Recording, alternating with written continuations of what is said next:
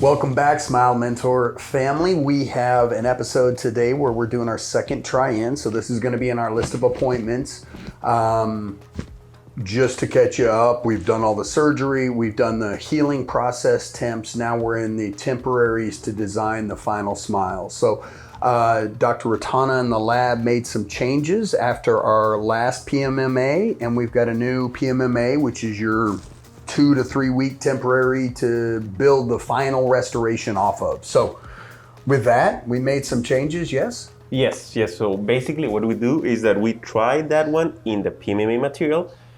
We noticed that we have to correct some things, minor details. So we did that and we still printed. So this is still the PMMA plastic temp, just to verify everything if it's good, that you like it, the changes are good. And based on that, we proceed or not. You know, I was talking with one of the patients that are on the Smile Mentor, and we were talking about how the teeth almost intentionally being wrong. Do you guys build in mistakes if a patient wants to be able to have, you know, if you want your tooth to be a little crooked or a little, you know what I mean? Maybe they're not all the same, you know, they got a little bit of height difference, anything like that. Do you guys ever do that? Completely. Actually, that's what I like, you know, but of course we need to follow everything depending on the patient's requirements. Yeah. But if they let me do some tweaking to make them look more natural, of course I love it, you know, because I hate piano teeth, you know, like, we don't like those, but some patients ask for it, okay?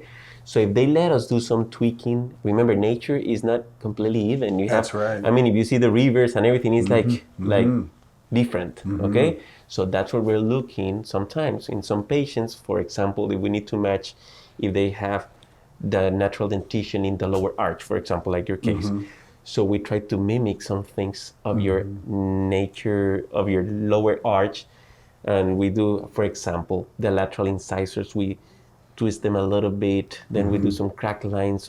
I mean, there's a lot of things that we can do. I love it. But that's very specific, you know? Some patients like it, others don't, so it depends.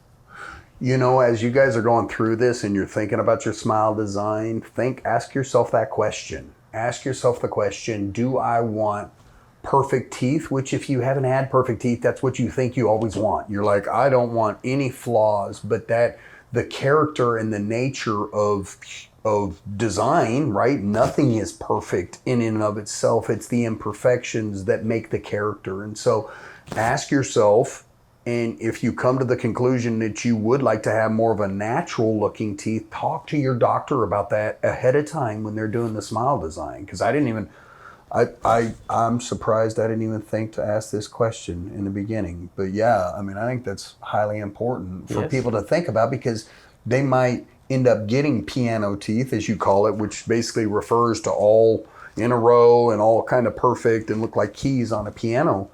And so if you, while you're doing this, really think through that process on what you want, you know, and let them be an artist. The good ones, right? The good ones, like you said, you love to be able to do that. So let them tweak and play. And so that's a good point. I'm glad we went off so good. And sometimes that's what we do with the temps, you know, because if the patient let us play a little bit, we can try it. And then the patient and the family and, you know, we'll tell them or us if they like it or not. And so we have room for that also, you know. I love that. Do they need to, this might be a good video also for the clinicians out there to ask ahead of time if they have that artistic skill to say, talk to me about what exactly you want. Can I play? Can you let me design? Or do you already have a design already picked out? Right? Yes. So and of course, most of the patients, they will like, and some patients, they bring a picture of this whoever, artist or whatever. But of course, you need to make it match with your face. Okay, so the best reference is your own picture when you were 20 years old or 25 years old, you know, so we have that as a reference because those teeth were made by God, perfectly fitted for you, so we can follow that. Sometimes you bring me the picture of whoever, and they say, I want these teeth. sometimes we can do similar things, but they won't match perfectly because your face, your lips, the movement of your lip is different, for example. So yes, we have so many things that we can copy, okay? And in some cases, I don't know if I mentioned that before, we can, for example, we had one case. The patient brought a daughter that was very similar, so we scanned those teeth. No way. And we replicate that on the patient, on the mom's denture, a hybrid denture. So we can do that. That's easy, and that's a closer match, cool. because you have the same genes, the same phenotype. Mm-hmm. So it was like a nice thing to do, very simple thing to do, because it's just like, the same way we use libraries in our softwares. We had this sample that we just scan it, adapt it, and we did that. So that's nice to do too. That is so cool. So the daughter comes, you use the scanning like you did on me, right? Yes, yes. The intraoral scanner. Yes. You scanned her arch, and then you designed it and morphed it where you needed to for the mom. Yes, because she said, or she mentioned that she had the same teeth, like same similar anatomy and shape and everything, so we can copy that. That's a so very cool. close reference, Okay, I didn't mean to take us down a tangent, but that's really good information for the patient out there, because sometimes you don't know what you want, right? You're not happy with your teeth. You don't, that was my case. I'm like, I don't like what I have. I would like something else. And that's what started me down the road, the whole getting my top row done originally. And, it really is helpful for patients to know, God, you can take a family member, you can take old photographs, you can take someone else that is not related to you, but it might not fit your facial structure. That's all good info. Thank you. Yes. Perfect. All right. So let's do it.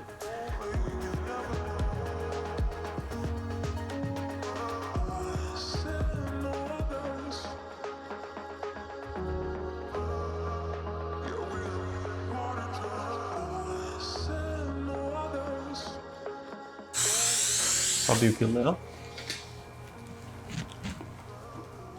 Yeah, much better. Yeah. And these are contoured more on the inside of the roof Yes. of the mouth. Feels good. Yeah. Better? Mm-hmm. Let me check.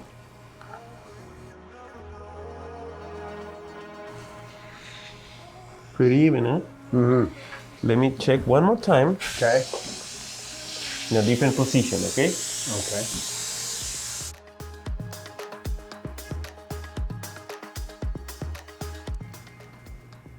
How do you feel there? Good. Good? Mm-hmm. I feel real good, yeah. Let me tie the screws. We need to torque them a little bit. And I'm going to seal the axis, and that's it. Do those screws ever vibrate out?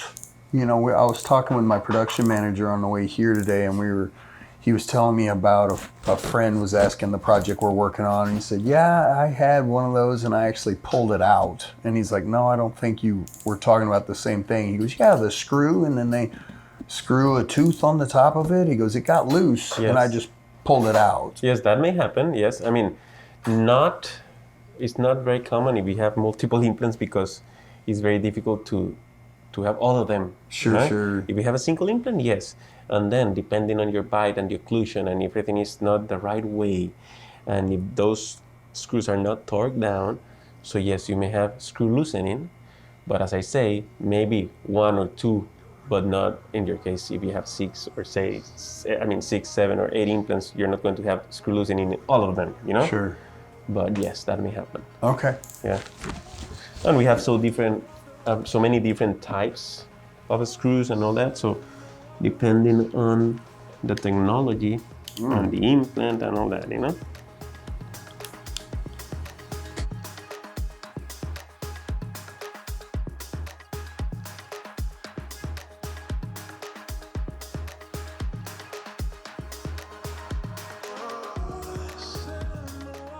That's it. All right. Excellent. Perfect.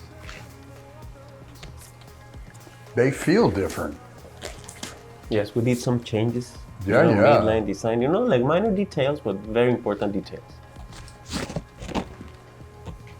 Remember, these are plastic, so this is not like the final shape. I get. Okay? All right. They feel a lot better than that last set. They just do. I mean, how it even fits on the On the roof of your mouth. I mean, like the roof. tissue, yes. Yes. The adaptation with the soft tissue should be a little bit better. Yeah. Yeah. Yeah, a lot better.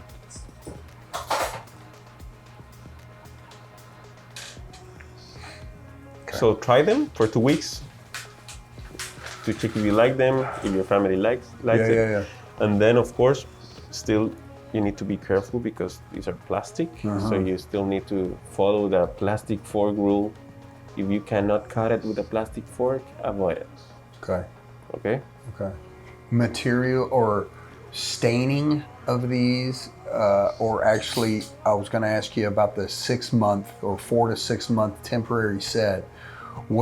Is there anything somebody can do in that short a period of time to really stain those noticeably, like wine or coffee or wine, marinara coffee, sauce? tea? I noticed that tea, you know, is super.